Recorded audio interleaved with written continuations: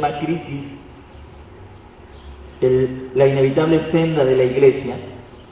El primer punto comienza en el verso 12. Amados, no os sorprendáis por el fuego que os ha sobrevenido.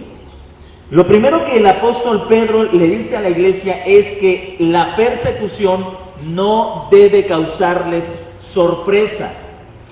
No deben verlo como cosa extraña. Si usted recuerda, en la misma carta, ya en el capítulo 3, verso 13, el apóstol Pedro les escribía esas palabras a los hermanos. Primera de Pedro, capítulo 3, verso 13. ¿Y quién es el que los perjudicará si se muestran celosos por lo bueno?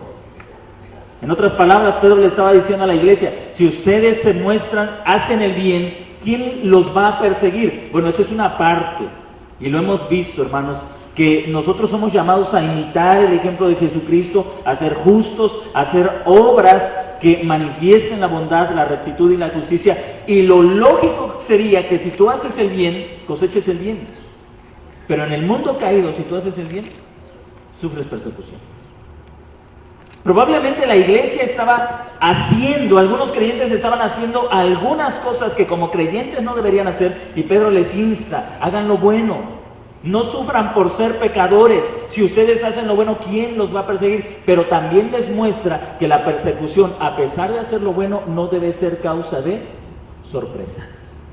El sufrimiento por causa de la fe en Jesucristo no debe ser algo que nos sorprenda, algo que tomemos como cosa extraña para nuestras vidas. ¿Por qué estamos sufriendo? Ellos no deberían preguntarse ¿por qué estamos sufriendo? Más bien deberían verlo como algo normal. Y vamos a ver algunas razones por las que ellos tenían que entender que la persecución no solamente era algo normal, era algo incluso necesario.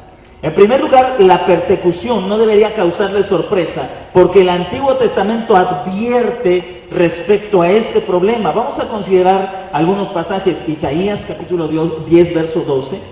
Isaías 10, 12. Zacarías capítulo 13, versos 7 al 9.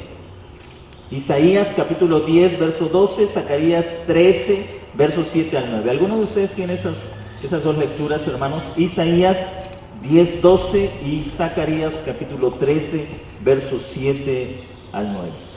Isaías 10, 12. Pero acontecerá que después que el Señor haya acabado toda su obra, en el monte de Sion y en Jerusalén castigará el fruto de la soberbia del corazón del rey de Asiria y la gloria de la altivez de su casa.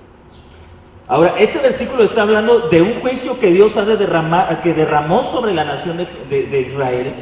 Y el texto nos está diciendo que después de que el Señor acabe su obra, es decir, después de que acabe de purificar a su pueblo, va a castigar a aquellos que usó para purificar al pueblo. Si usted recuerda, en la lectura que hicimos, en el verso 17 de la primera carta de Pedro, dice el apóstol Pedro, es tiempo de que el juicio comience. ¿Y por dónde comienza? Por la casa de Dios. El Señor lo ha hecho así desde el Antiguo Testamento. Antes de traer juicio sobre las naciones, trajo juicio sobre su pueblo, sobre su casa. Eso implicaba persecución en el mismo pueblo. Vamos a Zacarías capítulo 13, versículos 7 al 9. Levántate, oh espada, contra el pastor y contra el hombre compañero mío, dice Jehová de los ejércitos. Hiere al pastor y serán dispersadas las ovejas, y haré volver mi mano contra los pequeñitos. Y acontecerá en toda la tierra, dice Jehová, que las 2/3 partes serán cortadas en ella y se perderán mas la tercera quedará en ella. Y meteré en el fuego a la tercera parte y los fundiré como se funde la plata, y lo probaré con la prueba del oro. Él convoca mi nombre y yo le oiré. Diré, pueblo mío, y él dirá, Jehová es mi Dios.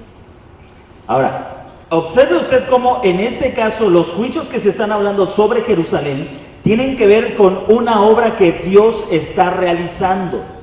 Estos juicios no deberían de ser una sorpresa para la nación, como tampoco deberían de ser una sorpresa para la iglesia.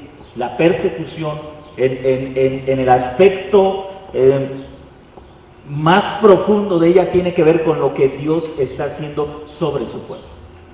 Hermanos, vivimos en un tiempo donde nosotros como iglesia quizás solemos quejarnos de la sociedad. Hay mucha delincuencia, hay mucha maldad, injusticias, robos, violencias, y quizá en nuestras oraciones le decimos al Señor, ven Señor.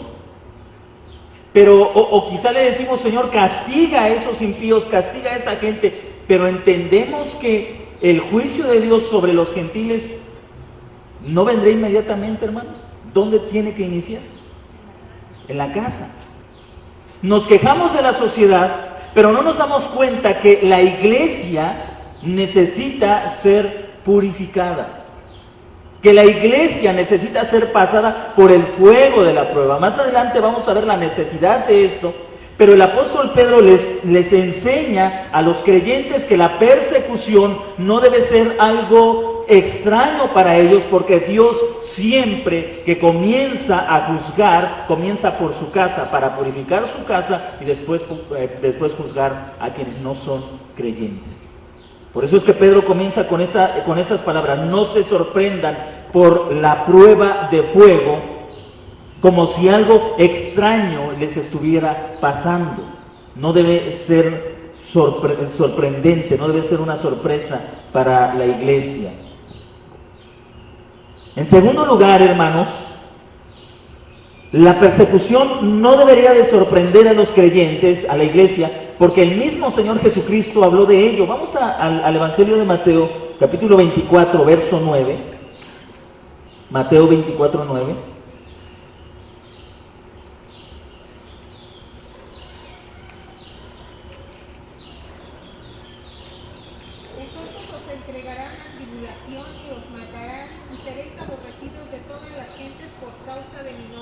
Ahí está la lectura. El Señor Jesucristo advirtió a la iglesia del primer siglo, advirtió a sus discípulos que ellos serían perseguidos, pasarían por tribulación, entonces los entregarán a tribulación, los van a matar, van a ser aborrecidos por todas las gentes a causa de mi nombre. Ahora acompáñenme al Evangelio de Lucas, capítulo 21, verso 12, verso 16 y verso 17.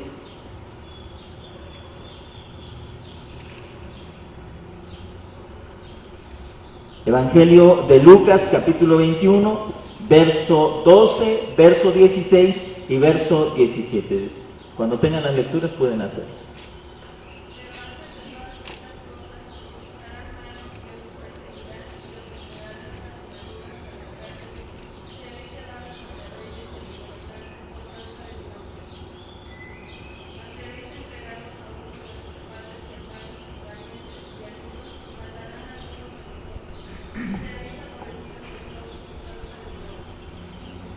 Muy bien.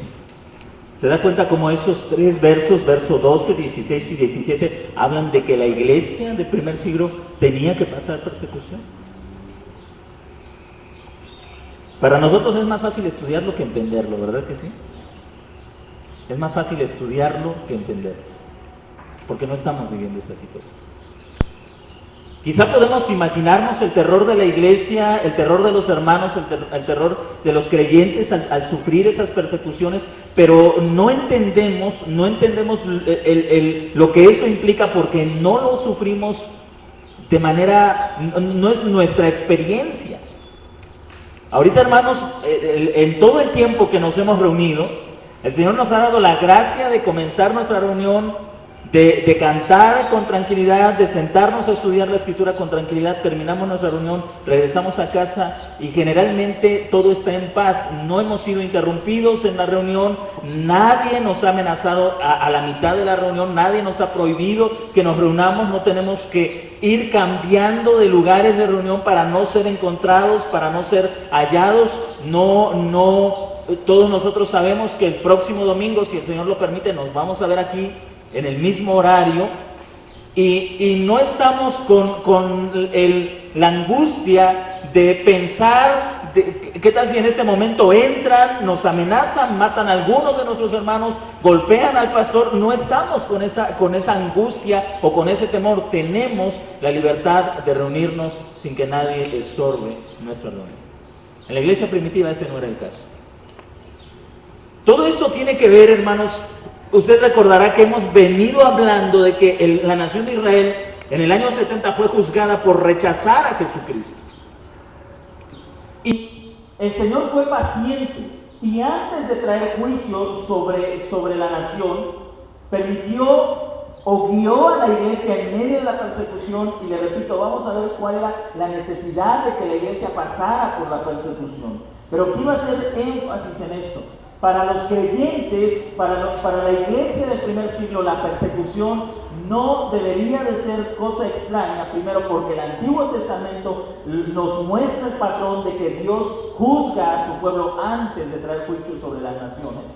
Y en segundo lugar, porque el mismo Jesús habló de la necesidad de que la iglesia fuera perseguida antes de que el Señor destruyera a Jerusalén en el año 70. Quiero repetir el verso 12.